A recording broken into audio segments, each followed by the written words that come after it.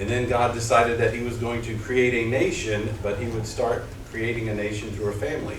So God called Abraham, and then Isaac, and then Jacob and Joseph, which is pretty much the story of the book of Genesis. Now Joseph took his family down to Egypt, and in Egypt, in the book of Exodus, the Israelites became slaves. They were enslaved for 400 years, and Moses led them out of Egypt. And after Moses led the Israelites through the books of Exodus, Leviticus, Numbers, and Deuteronomy, Joshua became the leader of God's people. And Joshua took this nation of 12 tribes and they conquered the promised land. Joshua conquered the promised land. After he died, there was basically a leadership void. There was no one to step in and take the lead after Joshua. So God raised up judges to lead the way. You can read through that in the book of Judges. There were 12 different judges who led the way. And then after this, the last judge is also a prophet who goes by the name of Samuel. And we have the books of 1st and 2nd Samuel named after him. And Samuel was a prophet. There had not been a prophet of God for quite some time among God's people. But Samuel was a prophet, and he had the privilege of anointing the first two kings of Israel, Saul and then David. And then when David was passing away, his son Solomon was anointed as the next king of Israel. Now that's the history that we're pretty much familiar with, you might be familiar with in the Old Testament.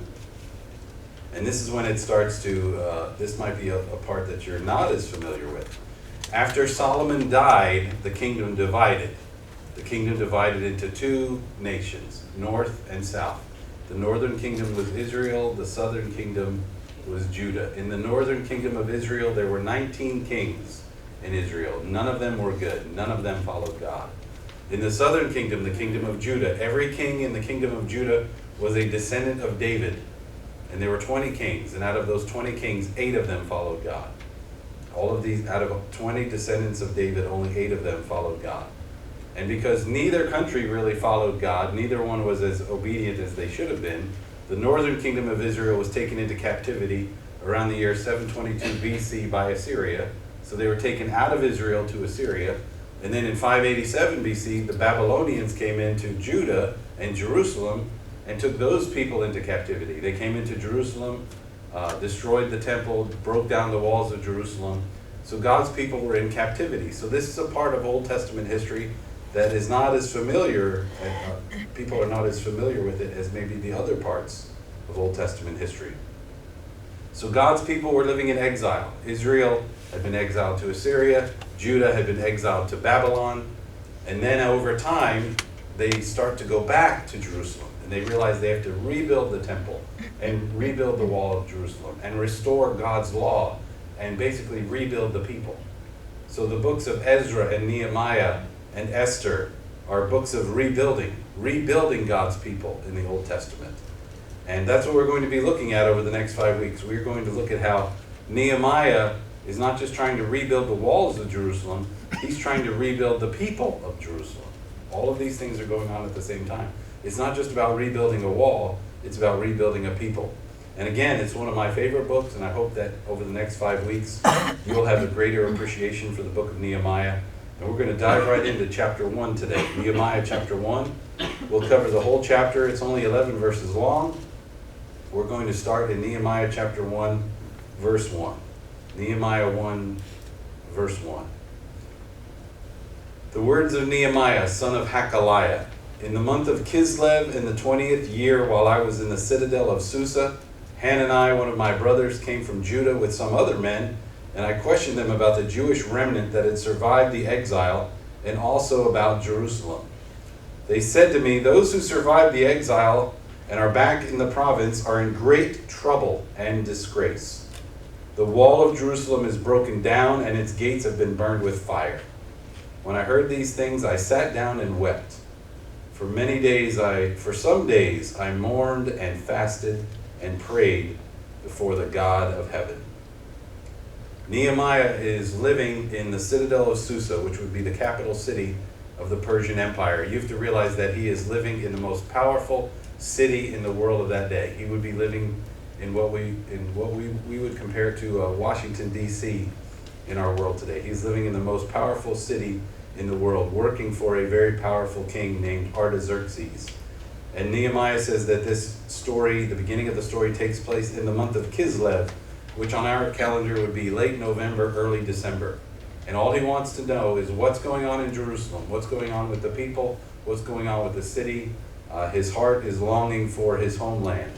And it's not good news. The citizens of Jerusalem were in great trouble and disgrace. They were recovering from years in exile, and their homeland had been destroyed. The gates had been burned. The gates had been burned with fire. You know, we have great national pride as U.S. citizens, as Americans, and the Jewish people did as well. So did the Jews in Jerusalem. Abraham, Isaac, Jacob, Joseph, they had great pride in their heritage. They had been rescued from Egypt. They had been given the promised land. They built Solomon's temple in Jerusalem. And we like to sing songs like God Bless the USA. You know, we're very patriotic. They were even more so, I would say, because listen to this verse about the gates of Jerusalem. Psalm 87, verse 2, the Lord loves the gates of Zion more than all the other dwellings of Jacob. God bless the USA, they say God loves Jerusalem. That's how they felt during the Old Testament times, that God loved Jerusalem. And if God loved Jerusalem so much, if this was the place where they had built the temple to the Lord, how did all this happen? How did we go from this place of worship at the temple and these walls of Jerusalem that surrounded this city, how did we go from a place like this to where everything has been destroyed and people have been taken into exile? How did this happen? The wall of Jerusalem was broken down. And you have to realize that the people must have been thinking in Jerusalem. The people who have been carried into exile must have been thinking, if the wall is broken, has God broken his covenant with us? If the walls are broken, what about the covenant? Is that broken as well? Why are we suffering? Where is God? They might be wondering all those things as they return to exile, as they return to a broken city. Because this is a little bit foreign for us. A broken wall would make a city vulnerable under attack. A city wall, a wall that surrounded a city would protect that city. So if they don't have protection, they are vulnerable.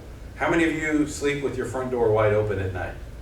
You don't do that. You close the door, you lock it up. You might have lights and security systems and dogs and things like that to protect you. They didn't have that. They had a wall that surrounded the city. Their wall was their protection.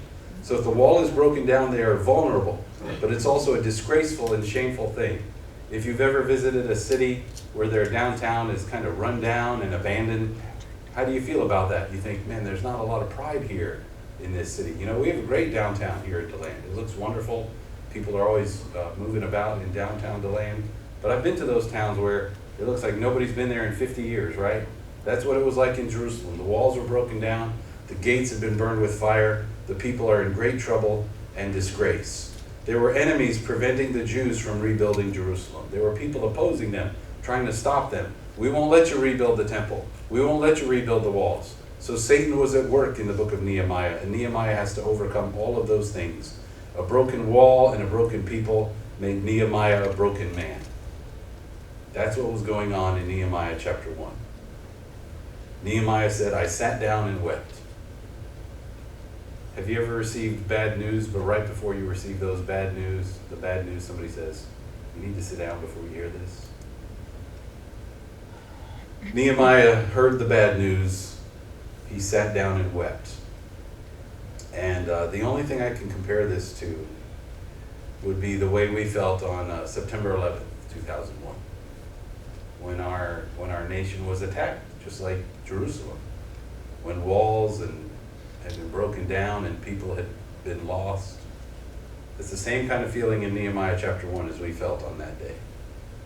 Nehemiah was 800 miles away from Jerusalem in his body, but his heart was in Jerusalem. He was thinking about his people. He was in the most powerful city in the world, but he felt so powerless. So what did he do in verse 4?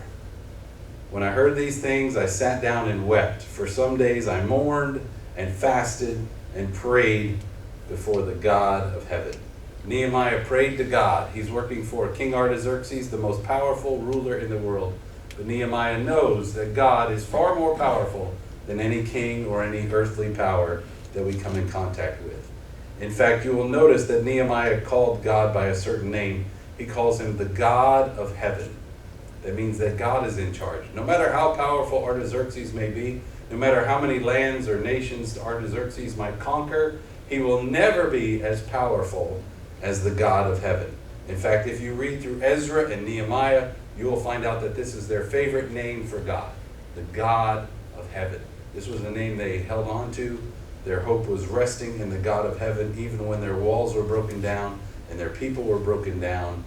They trusted in the God of heaven and they prayed to the God of heaven. They were not praying to a God from earth, on earth, or of the earth. They were praying to the God of heaven. In fact, this is a name that we see a few times in the Old Testament. In fact, you can find it in Psalm 136, verse 26, where it says, "Give thanks to the God of heaven, his love endures forever." Psalm 136, 26. Give thanks to the God of heaven, his love endures forever. Now, if you read through Psalm 136, you'll notice that some of the type is written normally, and then the refrain, his love endures forever, is italicized. Because they would read this verse, usually someone would read the verse, and the people would respond by saying, his love endures forever. So let's try that, because this is what they would have done.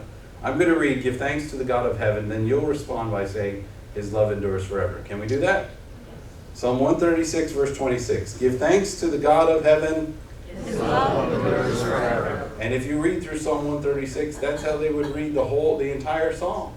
It was like a call and response. They would talk about God, and their response would be, his love endures forever. We'll do it one more time. Give thanks to the God of heaven, his love endures forever. So you go home and read that.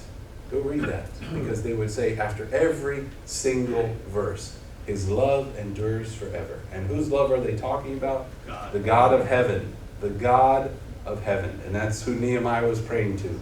For some days I mourned and fasted and prayed before the God of heaven. Now, Nehemiah is a book all about prayer. It is a serious book about prayer, because when Nehemiah prayed, he didn't just pray. Did you notice what else? The other thing that he did along with his prayer? Fasted. That's right. And you know, when I start talking about fasting, you know what it makes me think of? Food. You got that right. It's funny how that works. But Nehemiah is serious about prayer. He is so serious. He is so broken. He says, I don't even want to eat. I don't want food. I don't want to focus on my body. I want to focus on my spirit. I want to focus on my faith. I want to focus on God. When I taught middle school and high school Bible at a Christian academy, I had a student who described fasting as starving your body to feed your soul, starving your body to feed your faith. And you know what? We are definitely overfed physically. We've all got plans for lunch already. But Nehemiah fasted. He said, I don't want food. I'm not worried about my body. I'm worried about my spirit. I'm more concerned with my faith. And Nehemiah is a book all about prayer. In fact, we have a prayer meeting that meets at our church every Wednesday morning. We would love for you to join us at 10 o'clock. We meet in the prayer room. It's a great place to pray. And everything we pray about is confidential, unless someone has asked for it to be put on the prayer chain or on the prayer list. So we meet every Wednesday morning at 10 o'clock, and we'd love for you to join us. And we were just sitting there one day talking about Nehemiah, and it had been in the back of my mind, like, man, I should preach on Nehemiah. I think that's something that everybody needs to hear about. And as other people in the room started talking about Nehemiah and his prayer life, I thought, well, that just confirms it. We need to get into the book of Nehemiah. Because if you look through the book of Nehemiah, it's only 13 chapters long. It's not a long book. But Nehemiah prays 11 times in the book of Nehemiah. Now, I went on the internet and I searched, who prayed the most prayers in the Bible? And I'm guessing the most would probably be Jesus. Or if you want to count the Psalms as prayers, I guess you could say King David. But Google didn't have the answer. Google let me down. So I'm asking you guys to go through the whole Bible and count every prayer of every person, so we can find out the answer of who prayed the most prayers in the Bible. I don't know the answer yet. Maybe someday we'll find the answer. But Nehemiah prayed 11 times in 13 chapters. And he prayed one of the greatest prayers of all in Nehemiah chapter 1. And then he prays 10 additional prayers throughout the book. And as we go through this book, we're going to find out that in chapter 1, Nehemiah was praying in the month of Kislev, which would be late November, early December. When you come to chapter 2, it says in the month of Nisan, and before today you just thought Nisan was a car. It was actually a month on the Hebrew calendar. That would have been 4 months later, March or April. So Nehemiah didn't pray for a day or a week or a month. He prayed for 4 months before he approached the king.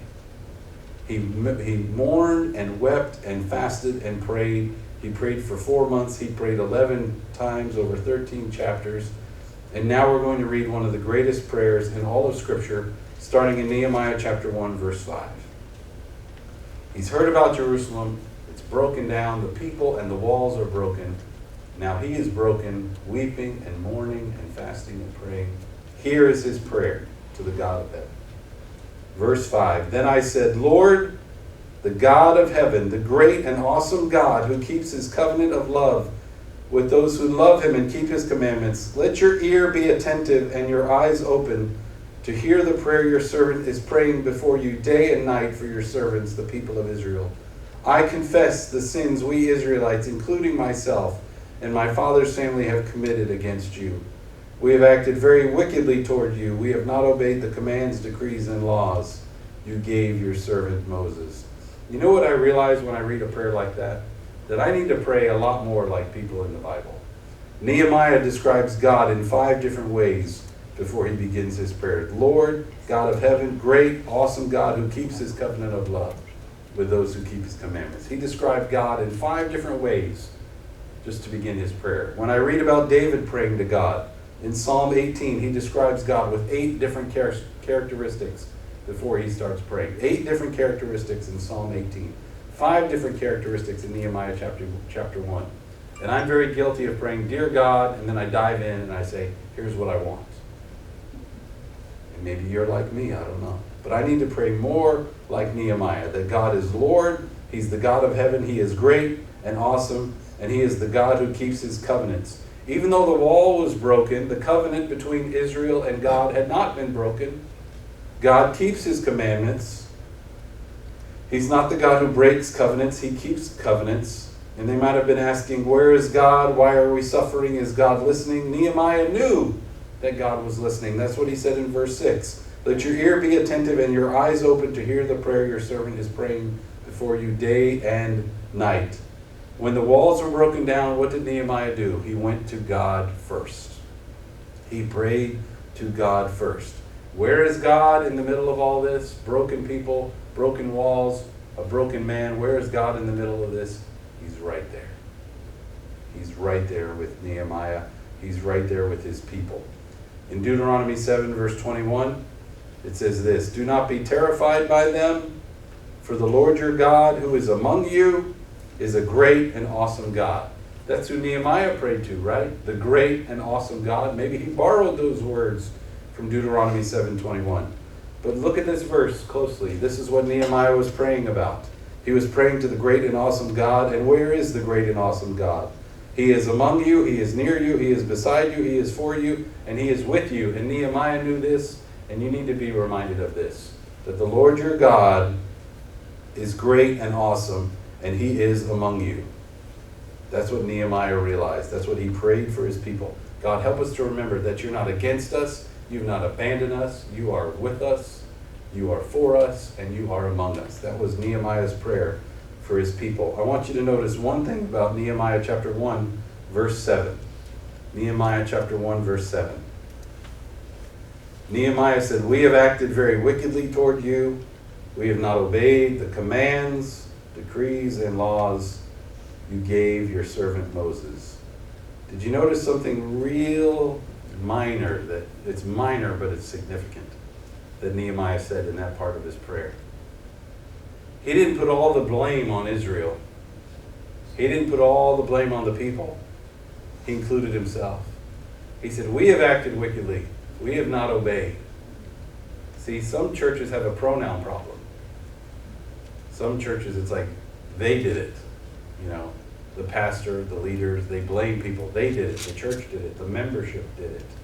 In fact, I've been at church congregational meetings where elders get up front and said, they've had pronoun problems. They talk about you people and you versus us and us versus them. and not always intentional, but that's how it comes out. And if you said that, then you're thinking that, and you're believing that in your heart. And Nehemiah did not have a pronoun problem. Nehemiah says, we're all in this together.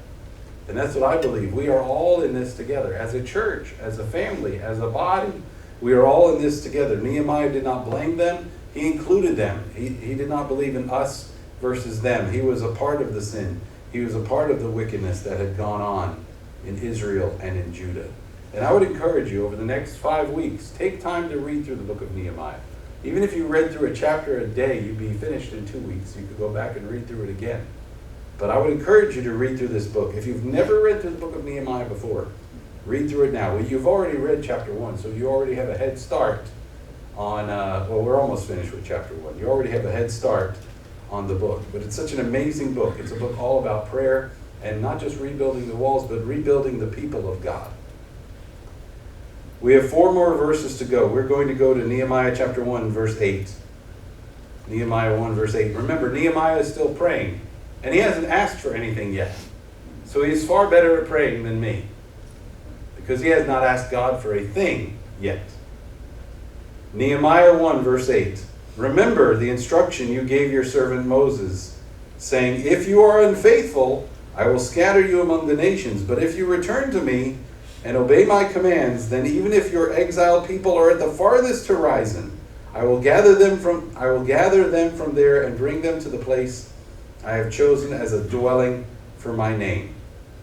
Nehemiah is talking about God's covenant with his people, which goes back to Moses and the 10 Commandments and the Old Testament law. It was so simple. If you obey me, you will flourish. But if you disobey me, you'll be punished.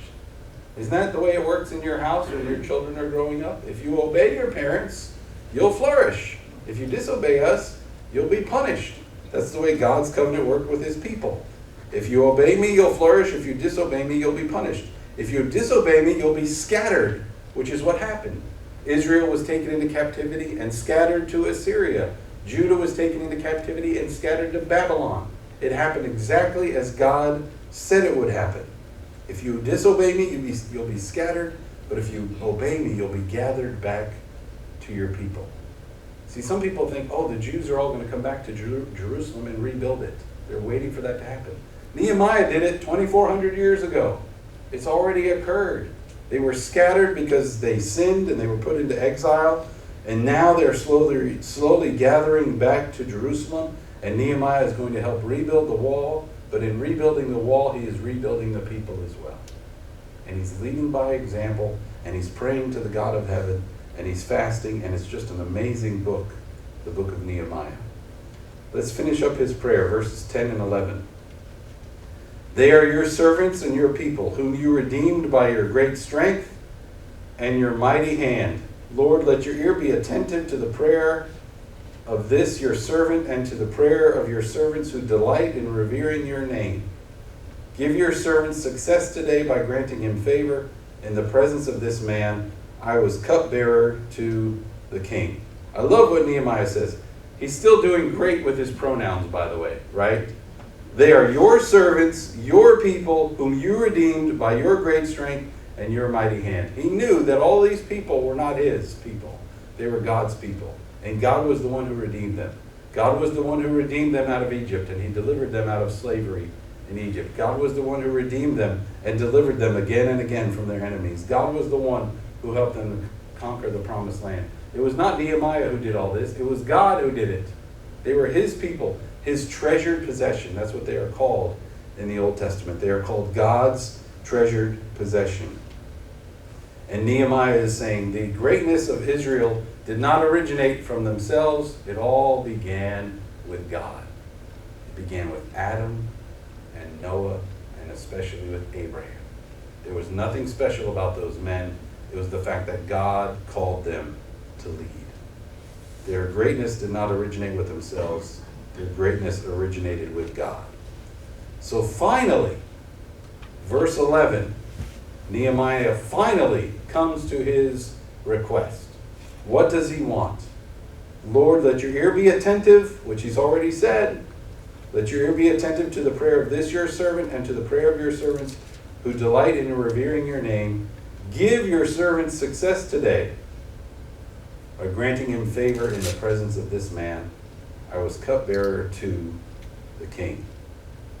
Nehemiah works for King Artaxerxes. In fact, he is the cupbearer of Artaxerxes. So being the cupbearer, anytime that Artaxerxes is served a beverage, anytime that he's served a drink, it's Nehemiah's job to test the drink to make sure it's not poisoned, so someone is not trying to assassinate the king. Because Nehemiah is easy to replace. Not really. But Nehemiah is easier to replace than King Artaxerxes. A dead Nehemiah is not a big deal. A dead Artaxerxes is a national emergency.